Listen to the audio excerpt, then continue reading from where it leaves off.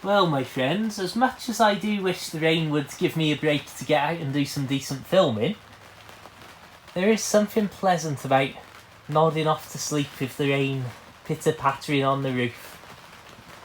Hello there, folks. I'm Dan Brown from Sort of Interesting, and today you're joining me on board good old Narrowboat Abel's Ark, and what started off about 2 weeks ago as a video intended to be about storage on a boat and how much junk you end up collecting regardless of how small the boat is, has turned into an all-out minimalist lifestyle push plus redecoration effort. So let's get stuck into this video. So we'll start by having a quick look at the kitchen and the basic storage in there, and then when we get back to the bedroom later on, believe me, you'll be amazed just how much hidden storage there can be and how they use the space on a boat to cunningly add little cupboards here and there.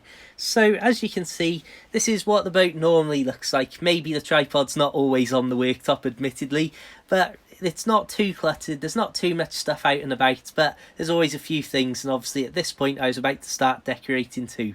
So we've got our little oven, little fridge beneath it, pretty simple stuff. I've got those 4 little wicker drawers that I keep general dried goods in there. The fridge can only store so much, of course. The under the sink cupboard, which goes the full width of the sink and draining board, obviously that's your cleaning stuff, and then the food cupboard there with the cutlery drawer above it. And again, it's pretty straightforward, pretty simple, nothing wild or unexpected here. Just a point of interest for some of you, this is my new extended heat-proof inverter cupboard. Just got that pulled forward so you can see the inverter inside. And here's a little glimpse at the clever boaty storage ways that something as simple as the doorstep obviously is also a box, and you can lift the top section and hides a few bits and bobs in there. So, just to prove a point here of why I love minimalism and why I hate having so much clutter about as I'd got in the food cupboard. So what I'm doing here in time-lapse is just emptying out the food wicker drawers and the cupboards. This is all the long life dried goods. A lot of pasta, a lot of noodles and things like that.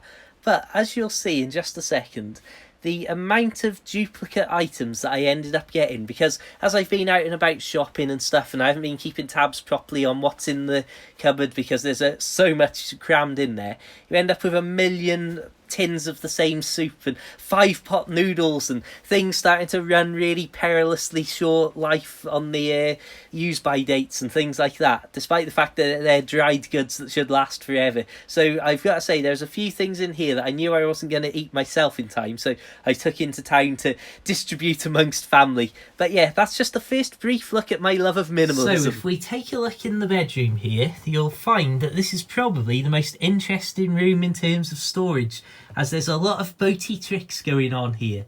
So we've got a full-size built-in wardrobe there. We've got our little corner cupboard there, so it obviously gives you space to walk around to the doors and the front doorstep. However, we've got a full-size double mattress on board here.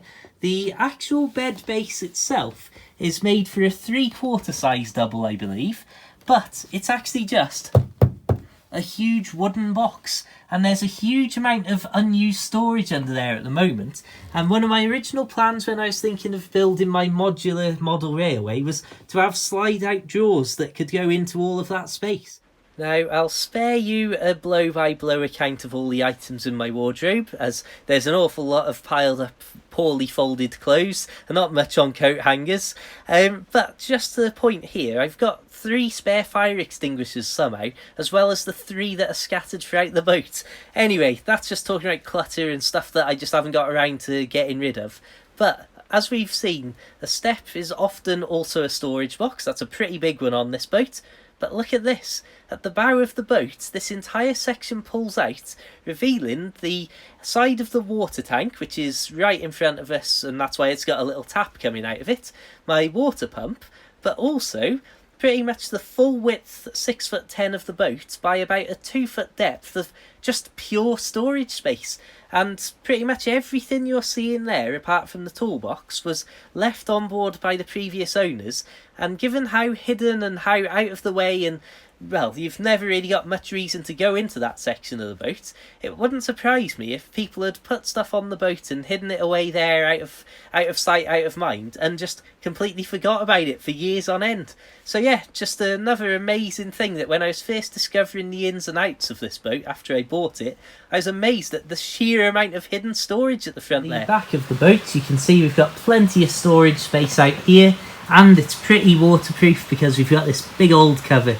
Ignore that bit of water there, that's from when I hadn't closed this earlier on, when I didn't realise it was open as the rain set in. So, having a very quick glance at the front of the boat here, you can see again it's pretty waterproof, not entirely waterproof though. We've got these seats on either side of the bow, which of course, once again, are also storage boxes that can actually be locked with a padlock too. But this is basically where I keep the coal and bags of wood and stuff like that for the winter.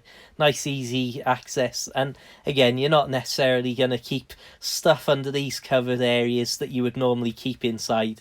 But yeah, just another quick glance at some storage. So I'm going to get up bright and early tomorrow morning at about 11:30 a.m. Another little bit of a attempt at humour there for you. And start painting over these light sort of weird leather effect tiles, which actually, when you look closely, is simply just some strange patterned wallpaper.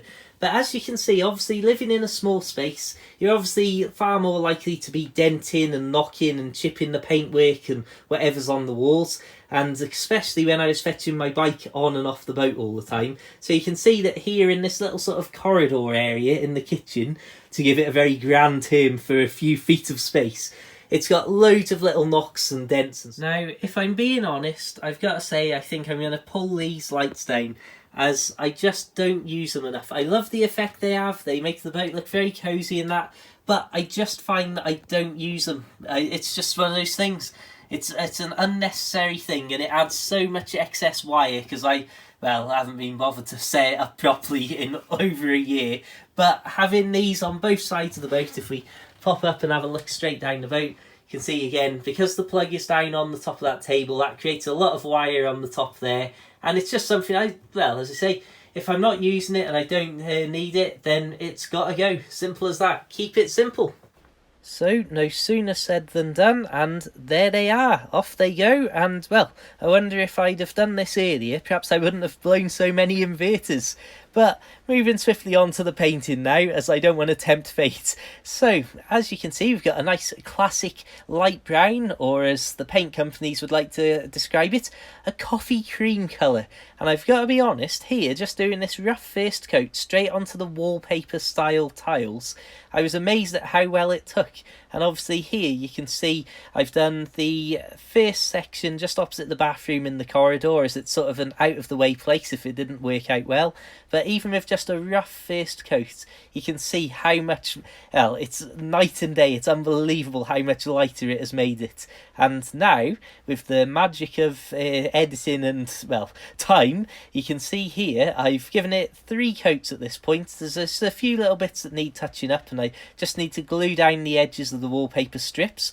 But compared to this side, where it's the original stuff, not only have I, got a nice neat uniform colour without all of those nicks and scratches, but as you can see, it's just infinitely lighter. And I've got to be honest, I do really like the colour. In real life, it's almost got a slight pink tint to it, if you ask me. But yeah, definitely enjoying that. So, after sorting through the food cupboard and having this extraordinary realisation that even that was filled with loads of junk that I needed to give away to people to get it eaten quickly, I've obviously gone through things like the wardrobe and started hanging up my clothes and sorting everything properly in there and getting some of the stuff off that can go to charity as well. And what I've got now is a little controversial moment here that some people will really hate if you're a fan of this boat. So, earlier in the year, while I was having what can best be described as a down moment, I became convinced that I was going to sell the boat. So much so that I started to move my furniture and everything off the boat, ready for it to go up for sale. That included having all of these shelves completely clear, apart from the 2 fire alarm and the carbon monoxide detector. So, I've got to admit, coming out to the boat in that area, even though I was determined that I was going to sell it, it was so nice coming and everything was all open and calm. There was nothing on any of the surfaces.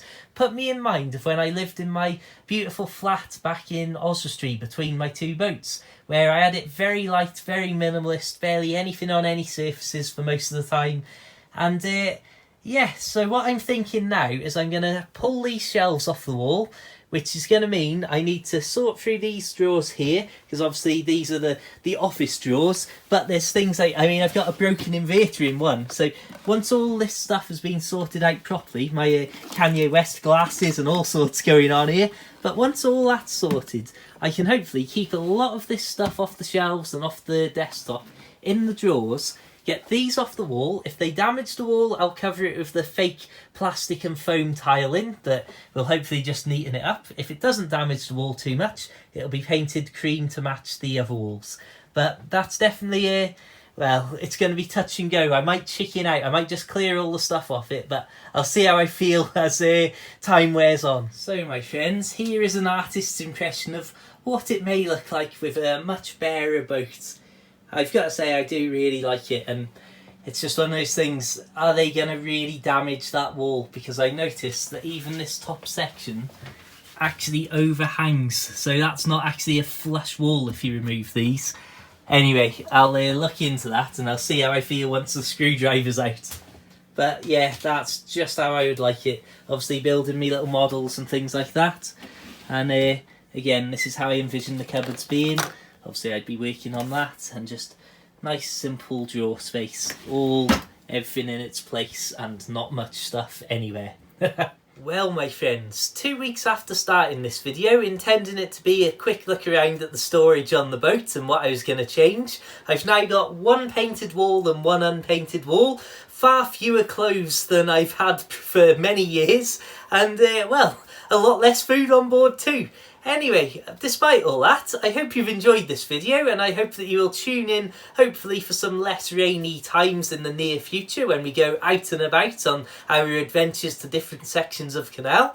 And I suppose I'll wrap this video up and say, if you like what you've seen, please do subscribe, hit the notification bell, and please do consider checking out my short books available for the Kindle and paperback, and even one little audioboat. You'll find links to those in the description below, all about boat life, as well as links to me on Facebook and Twitter and Instagram, posting lots of boat-worthy pictures and all the rest. Anyway, I suppose at this point I'll leave you in peace for the day, wrap things up, and simply say thank you very much for tuning in. Have an absolutely fantastic day, keep it interesting, keep it boat-worthy, and of course, my friends, farewell.